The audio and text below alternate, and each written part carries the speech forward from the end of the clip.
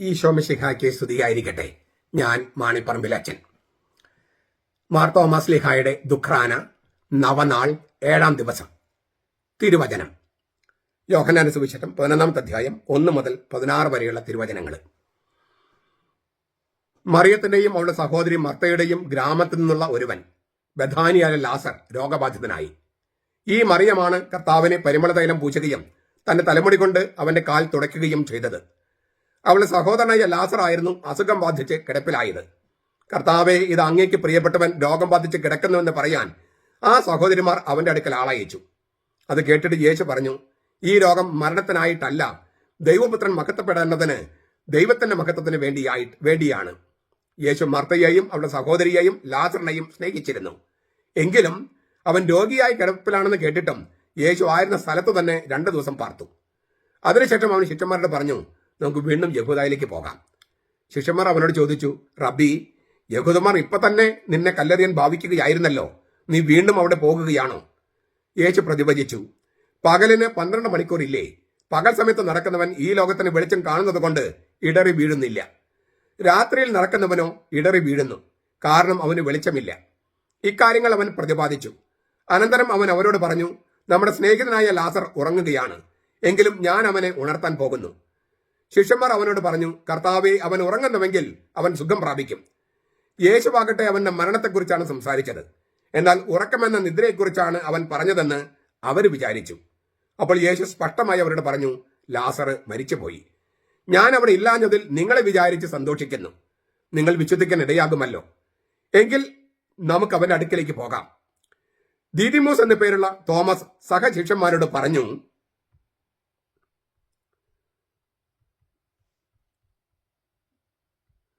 അവനോടുകൂടെ മരിക്കേണ്ടതിന് നമുക്കും പോകാം.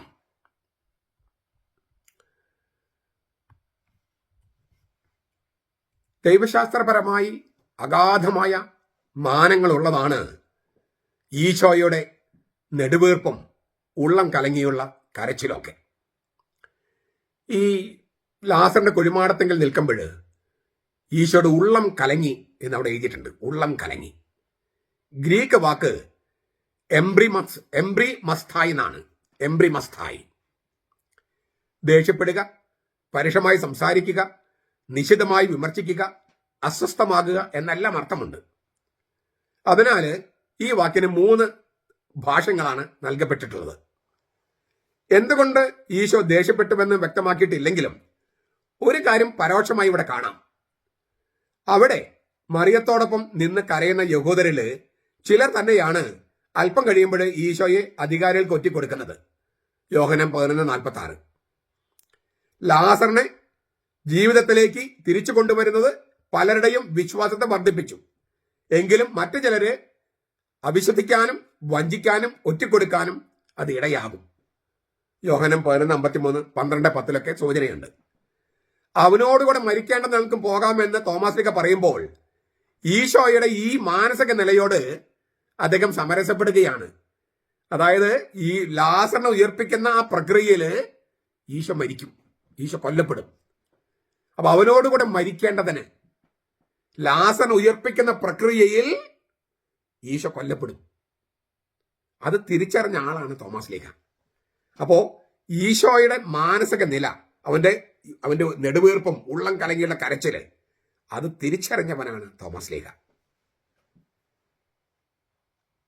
ആദ്യത്തെ ശാസ്ത്രജ്ഞൻ എന്നൊക്കെയാണ് ഞാൻ തോമസ് ലീഹയെ വിളിച്ചിരിക്കുന്നത്. എക്സ്പെരിമെന്റ് തൊട്ടറിഞ്ഞ കാര്യങ്ങൾ ചെയ്യുന്നവരാണല്ലോ ശാസ്ത്രജ്ഞന്മാര്. അങ്ങനെയുള്ളവനാണ് തോമസ് ലീഹ. പക്ഷേ അതേസമയം തന്നെ മാനുഷികതയുടെ അങ്ങേയറ്റത്ത് നിൽക്കുകയും ചെയ്യുന്നു. രണ്ടാമത്തെ ഒരു വ്യാഖ്യാനം, ലാസറിന്റെ മരണത്തിൽ വിലപിക്കാനായി വന്നവര് മരിച്ചവർക്ക് പുനരുത്ഥാനമില്ലാത്ത പോലെ അലമുറയിട്ട് കരയുന്നത് കണ്ട് ഈശോയ്ക്ക് ദേഷ്യം തോന്നുന്നുണ്ട്. ആ ദേഷ്യമാണ് ആത്മാവിൽ നെടുവീർപ്പും അസ്വസ്ഥതയുമായി പുറത്തു വരുന്നത്. പ്രത്യാശയില്ലാത്തവർ ചെയ്യുന്നത് പോലെ നിങ്ങൾ ദുഃഖിക്കരുതെന്ന് പിന്നീട് പൗലോസ് പഠിപ്പിക്കുന്നുണ്ട്. 1 തെസ്സലോനിക്ക 4:13. വിശ്വാസരഹിതമായ വിലാപത്തിനെതിരെയുള്ള പ്രതികരണമാണ് ഈശോയുടെ നെടുവീർപ്പും അസ്വസ്ഥതയും. പ്രത്യാശയില്ലാതെ വിശ്വാസരഹിതമായി വിലപിക്കാൻ പാടില്ല. അങ്ങനെയല്ല നമ്മൾ ക്രിസ്ത്യാനികൾക്ക് മരണമില്ല, സ്ഥലം മാറ്റേ ഉള്ളൂ. 3, തൊട്ടടുത്ത നിമിഷത്തിൽ താൻ ലാസറിനെ ഉയർപ്പിക്കുമെന്ന് ഈശോയ്ക്ക് അറിയാമെങ്കിൽ എന്തിനാണ് ഇങ്ങനെ വല്ലാതെ വികാരം കൊള്ളുന്നത്, ഉള്ളം കലങ്ങുന്നത്, അസ്വസ്ഥപ്പെടുന്നത്, ദേഷ്യം വരുന്നത്? എന്തിനാണ് നെടുവേർപ്പെടുന്നത്? നമ്മിൽ നിന്നും മരണം വഴി മടങ്ങിപ്പോകുന്നവര് ഉയർപ്പിക്കപ്പെടുമെന്ന് നമുക്കറിയാം. എന്നാൽ അത് വേർപാടിന്റെ വേദനയെ ലഘൂകരിക്കുകയോ ഇല്ലാതാക്കുകയോ ചെയ്യുന്നുണ്ടോ? നമ്മുടെ അപ്പനോ അമ്മയോ സഹോദരന്മാരോ ഒക്കെ നമുക്കറിയാം, അവരൊക്കെ ഉയർപ്പിക്കപ്പെടും. പക്ഷെ എന്ന് വിചാരിച്ചിട്ട് ഈ വേർപാടിന്റെ വേദന കുറയോ? പ്രിയപ്പെട്ടവരുടെ വേർപാട് വേദനാജനകം തന്നെയാണ്. ഈശോ തന്റെ ദുഃഖം മറച്ചു വെച്ചില്ല, തന്റെ സ്നേഹവും അവൻ മറച്ചു വെച്ചില്ല. നോക്കൂ, അവൻ എത്രമാത്രം അവനെ സ്നേഹിച്ചിരുന്നുവെന്ന് യഹൂദർ പറയാൻ ഇടയാക്കത്തക്ക വിധം ഈശോ തന്റെ വികാരങ്ങൾ പ്രകടിപ്പിച്ചു. ഈശോ കരഞ്ഞു. ഇതാണ് മൂന്നാമത്തെ അർത്ഥം. ഇത് കൂടാതെ ഒരു പ്രധാനപ്പെട്ട സംഗതി കൂടിയുണ്ട്. അതാണ് ദൈവശാസ്ത്രപരമായിട്ട് ഏറ്റവും കേമം. തൊട്ടടുത്ത നിമിഷത്തിൽ ലാസർ ഉയർപ്പിക്കാൻ പോകുകയാണ് ഈശോ. എന്നിട്ടും അവൻ ആത്മാവിൽ നെടുവേർപ്പെടുകയും അസ്വസ്ഥനാകുകയും പിന്നെ കരയും ചെയ്തു. എന്തുകൊണ്ട്? 4-ാം സുവിശേഷത്തിൽ ഗെത്സമൻ തോട്ടത്തിലെ പ്രാർത്ഥനയില്ല, അത് എഴുതിയിട്ടില്ല. പക്ഷെ ആ മരണവേദന മുഴുവൻ ആ തോട്ടത്തിൽ വെച്ച് അനുഭവിച്ചത് ഇപ്പോൾ ലാസറിന്റെ കുഴിമാടത്തിൽ വെച്ച് ഈശോ അനുഭവിക്കുക. ആ സംഘർഷത്തിൽ കടന്നു പോകുകയാണ്. ഗെത്സമൻ തോട്ടത്തിൽ വെച്ച് ഈശോയുടെ അനുഭവപ്പെട്ട ഹൃദയ നീറ്റല്, അസ്വസ്ഥത, ഉള്ളം കലങ്ങല്, അതേ വാക്കുകൾ തന്നെ, അത് അവതരിപ്പിക്കാൻ ഉപയോഗിച്ച അതേ വാക്കുകളാണ് ഇവിടെ ഉപയോഗിച്ചിരിക്കുന്നത്. ഉള്ളം കലങ്ങി നെടുവീർപ്പിട്ട് അസ്വസ്ഥനായി കരഞ്ഞു. അതിനർത്ഥം ലാസറിനെ ഉയർപ്പിക്കുന്ന പ്രക്രിയയിൽ ഈശോ കൊല്ലപ്പെടുമെന്നാണ്. ഈശോ ലാസർ ഉയർപ്പിച്ച അന്ന് മുതൽ അവർ അവനെ കൊല്ലാൻ ആലോചിച്ചു കൊണ്ടിരുന്നുവെന്നാണ് യോഹന്നാൻ 11:53 കാണുന്നത്. അപ്പൊ ലാസറിന്റെ കുഴിമാടം യേശുവിനെ ഓർമ്മിപ്പിക്കുന്നത് സ്വന്തം കുഴിമാടമാണ്. ഈശോയെ ഓർമ്മിപ്പിക്കുന്നത് ഈശോയുടെ കുഴിമാടമാണ്. ലാസറിന്റെ മരണം ഈശോയെ ഓർമ്മിപ്പിക്കുന്നത് സ്വന്തം മരണമാണ്. ലാസറിനെ ഉയർപ്പിക്കുന്ന പ്രക്രിയയിലാണ് ഈശോ കൊല്ലപ്പെടുക. ലാസറിനെ ഉയർപ്പിച്ചത് കൊണ്ടാണ് ഈശോ കൊല്ലപ്പെടാനായ കാരണങ്ങളിൽ ഒന്ന് ലാസറിനെ ഉയർപ്പിച്ചതാണ്. അപ്പോ ആ മരണത്തിന്റെ മുമ്പിലുള്ള വെപ്രാളമാണ് ഇപ്പൊ കാണുന്നത്. ഗെത്സമൻ തോട്ടത്തിലും മരണത്തെ കണ്ടപ്പോഴുള്ള ഈ വെപ്രാളം, അതേ വെപ്രാളമാണ് ലാസറിന്റെ കുഴിമാടത്തിന്റെ മുമ്പിൽ നിൽക്കുമ്പോൾ ഈശോയ്ക്കുള്ളത്. മരണത്തെ അതിന്റെ താവളത്തിൽ ചെന്ന് വേണം തോൽപ്പിക്കാൻ. അതിനെ കർത്താവോട് വന്നിരിക്കുന്നത്. അവനോടുകൂടെ മരിക്കാൻ നമുക്ക് പോകാമെന്ന് തോമാസിലേക്ക് നിർദ്ദേശിക്കുമ്പോൾ ഈ ദൈവശാസ്ത്രമാണ് പ്രഖ്യാപിക്കുന്നത്, മരണത്തെ അതിന്റെ താവളത്തിൽ ചെന്ന് വേണം തോൽപ്പിക്കാൻ. ഇല്ലേ, മരിക്കേണ്ടതിന് അവനോടുകൂടെ നമുക്കും പോകാം. ഇതാണ് തോമസിലേക്ക് പറയണേ. ചെറിയ കാര്യമൊന്നുമല്ല.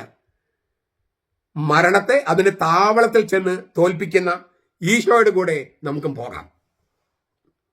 ഈശോയോടൊപ്പം, ഈശോയുടെ കൂടെ, ഈശോയ്ക്ക് വേണ്ടി, അവന് സത്യസഭയ്ക്ക് വേണ്ടി മരിക്കാൻ തയ്യാറല്ലാത്തവർ സഭയുടെ കൂടെയാണ്, സഭയുടെ കാര്യങ്ങൾക്ക് നിൽക്കുകയാണ് എന്നൊക്കെ പറഞ്ഞാൽ വ്യാജമാണ്, കള്ളമാണ്, അഴിമതി ചെയ്യാൻ വേണ്ടിയുള്ള പഴുതുകൾ നോക്കുന്നതാണ്. ഈശോയോടൊപ്പം ഈശോയ്ക്ക് വേണ്ടി, അവന്റെ സത്യസഭയ്ക്ക് വേണ്ടി നിൽക്കുന്നുവെന്ന് പറയുന്നവർ മരിക്കാൻ തയ്യാറാകുന്നവരാണ്. അല്ലാത്തവര് ചില സ്വാർത്ഥ താല്പര്യങ്ങൾക്ക് വേണ്ടിയാണ്. ആ മരണം എന്ന് പറയുന്നത് കൊല്ലപ്പെടലും, അതും അങ്ങനെ ശാരീരികമായി കൊല്ലപ്പെടുന്നത് മാത്രമല്ല, അനുനിമിഷം നമ്മൾ സഭയ്ക്ക് വേണ്ടി നിൽക്കുമ്പോൾ അനുനിമിഷം നമുക്കെതിരെ എതിർപ്പുകൾ ഉണ്ടാകും. അത് അടി തൊട്ട് മുടി വരെ ഉണ്ടാകും. മാർപ്പാപ്പ തൊട്ട് ഏറ്റവും താഴെയുള്ള ആളുകൾ വരെ ഉണ്ടാവും. ഇപ്പോ സമൂഹ മാധ്യമങ്ങളുടെ കാലമായതുകൊണ്ട് വ്യക്തിഹത്യയും തോന്നിയാസങ്ങൾ എഴുതലും നുണ, യാതൊരു വിധത്തിലുള്ള അടിസ്ഥാനമില്ലാത്ത നുണകൾ പ്രചരിപ്പിക്കും. അത് ആരൊക്കെ വേദനിപ്പിക്കുന്നുവെന്നോ ആരൊക്കെ നശിപ്പിക്കുന്നുവെന്നോ ഒരു ചിന്തയുമില്ല. സന്ധ്യ ആമിച്ചിട്ട് കള്ളം കുടിച്ച് വാട്സാപ്പ് യുദ്ധമാണ്. എന്നാൽ അവർ രംഗത്ത് വരില്ല. ഇങ്ങനെ വ്യക്തിഹത്യ നടത്തുന്നവർക്കെതിരെ കേസ് കൊടുക്കേണ്ടതാണ്. കേസ് കൊടുക്കാത്തത് ആളുകള് അവരറിവില്ലാണ്ട് ചെയ്യുന്നുവെന്ന കർത്താവ് പറഞ്ഞതുപോലെ ക്ഷമിക്കുന്നത് കൊണ്ടാണ്. പക്ഷേ അങ്ങനെ ചെയ്യുന്നവര് ഈ പറഞ്ഞ ഈ കാപട്യത്തിന്റെ ആളുകളാണ്. കർത്താവിനോടൊപ്പം മരിക്കാൻ തന്നെ നമ്മൾ തയ്യാറാകണം. വിശ്വാസത്തിന്റെ അർത്ഥം അതാണ്. അത് അനുദിനം അവനു വേണ്ടി ജീവിക്കുക എന്നുള്ളതാണ്. അത് നമ്മുടെ ആരോഗ്യത്തെ ബാധിക്കും, സൗന്ദര്യത്തെ ബാധിക്കും. പക്ഷെ അപ്പോഴൊക്കെയും കർത്താവിനെ കൂടെ നിൽക്കുക. തോമസ് അതാണ് പറഞ്ഞത്. ഇതൊരു ചെറിയ കാര്യമല്ല തോമസ് പറഞ്ഞേ. അതിനാൽ ഞാൻ ഈ ദിവസം ഞാൻ പ്രപ്പോസ് ചെയ്യുന്നത്, നിങ്ങളുടെ മുമ്പിൽ പറയുന്നത്, ഈ സൽപ്രവൃത്തി എന്ന് പറയുന്നത് നമ്മൾ പുസ്തകങ്ങളാണ് ഞാൻ നിർദ്ദേശിച്ചത്. ഇപ്പം ഞാൻ നിർദ്ദേശിക്കുന്നത് ആത്മാവിൻ്റെ വാൾ എന്ന് പറഞ്ഞിട്ട് 5 വോളിയം പുസ്തകമുണ്ട്. വലിയ പുസ്തകങ്ങളാണ്. ഉൽപ്പത്തി മുതൽ വെളിപാട് വരെയും പിന്നെ ഈ തിരുവചനങ്ങൾ ജീവിച്ച വിശുദ്ധരുടെയും കഥകളൊക്കെ ഉള്ളതാണ് 5 വോളിയം. ഈ 5 വോളിയങ്ങൾ ഒരുമിച്ച് വാങ്ങാൻ പൈസ ഉള്ളവർ എത്ര പേരുണ്ടെന്ന് എനിക്ക് അറിഞ്ഞുകൂടാ. വലിയ വോളിയങ്ങളാണ്. പറ്റുമെങ്കിൽ ഒരു വോളിയം വാങ്ങി നിങ്ങൾ വായിക്കുക. ആഴമേറിയ ദൈവശാസ്ത്രത്തിലേക്ക് കടക്കുന്ന സംഗതികളാണ്. അതിന് സമയമായി. ഇനിയും പാല് കുടിച്ചിരുന്നാൽ പോരാ, ഘനമുള്ള ഭക്ഷണം കഴിക്കണം. അതിന് പറ്റിയ പുസ്തകമാണ് ഈ ആത്മാവിന്റെ വാൾ 5 വോളിയം. 5 വോളിയം ഒരുമിച്ച് വാങ്ങാൻ പറ്റില്ലെങ്കിൽ ഏതെങ്കിലും ഒരു വോളിയം വാങ്ങുക, എന്നിട്ട് വായിക്കുക. പൈസ അനുവദിക്കുമെങ്കിൽ ഒരു കോപ്പി വാങ്ങി ഈ വചനപ്രഘോഷകർക്കോ കാറ്റഗിസം അധ്യാപകർക്കോ അച്ഛന്മാർക്കോ കന്യാസ്ത്രീമാർക്കൊക്കെ കൊടുക്കുക. പൈസ ഉണ്ടെങ്കിൽ, പൈസ ഉള്ളവർ കുറച്ച് പണം ഇങ്ങനെയുള്ള കാര്യങ്ങൾക്ക് വേണ്ടി, ദരിദ്രർക്ക് വേണ്ടി മാത്രമല്ല, പിന്നെ പള്ളിക്ക് മാത്രമല്ല, പിന്നെ കള്ളുകുടിക്കാനും ഭക്ഷണം കഴിക്കാനും മാത്രമല്ല, ഇങ്ങനെയും കുറച്ച് പൈസ ചെലവഴിക്കുക. നമുക്ക് അറിവില്ലായ്മയാണ് നമ്മുടെ സഭയെ സ്നേഹിക്കുന്നതിൽ പലർക്കും തടസ്സമായി നിൽക്കുന്നത്. അത് മാറാൻ ഈ പുസ്തകങ്ങൾ ഉപകരിക്കും. ആത്മാവിന്റെ വാള് ആ പുസ്തകങ്ങൾ വാങ്ങിച്ച് വിതരണം ചെയ്യണമെന്നാണ് എനിക്ക് പറയാനുള്ളത്. സുഹൃത ജപം നമ്മളൊന്ന് ആവർത്തിക്കുകയാണ്. നമ്മൾ സുറിയാനിക്കാരാണല്ലോ. അപ്പോൾ മാർ വാലാഹ്, അതായത് കവിതാ രൂപത്തിൽ പറയുമ്പോൾ മാറി ലാഹി, അതാണ് മുഴുവൻ വേണ്ടത്. പക്ഷെ കവിതയിലാവുമ്പോൾ അതിന് ചുരുക്കമാകുകയാണ് മാർ വാലാഹ്. അത് നമ്മുടെ കോട്ടയത്തെ സീരിയും പിന്നെ നമ്മുടെ സംഗീത അക്കാദമിക്കാണിത് പോപ്പുലറൈസ് ചെയ്തത്. കവിതയിൽ അത് തെറ്റൊന്നുമില്ല. അപ്പോൾ മാർ വലാഹ്, മാർ എന്ന് വെച്ചാൽ കർത്താവ്, വ ലാഹ് ആൻഡ് ഗോഡ്, എന്റെ കർത്താവ് എന്റെ ദൈവമേ എന്ന് സുറിയാനിൽ ചുരുക്ക രൂപത്തിൽ പറയുന്നത് മാർ വലാഹ്. തോമാസ് ലിയോടൊപ്പം, തോമാസ് ലിയോട് ചേർന്ന് ഈശോയെ നോക്കി ഈശോയോട് നമുക്ക് പറയാം മാർ വലാഹ്, മാർ വലാഹ്. ഇന്നത് പല പ്രാവശ്യം ആവർത്തിക്കുക. സുഹൃദൈവം ആവർത്തിക്കാനുള്ളതാണ്, ആ ചിന്തയിൽ ജീവിക്കാൻ വേണ്ടിയുള്ളതാണ്. നമ്മുടെ കർത്താവ് ഈശോ മിശിഹായുടെ കൃപയും പിതാവായ ദൈവത്തിന്റെ സ്നേഹവും പരിശുദ്ധാത്മാവിന്റെ സഹവാസവും നാം എല്ലാവരോടും കൂടി ഉണ്ടായിരിക്കട്ടെ, ഇപ്പോഴും എപ്പോഴും എന്നേക്കും. ആമേൻ.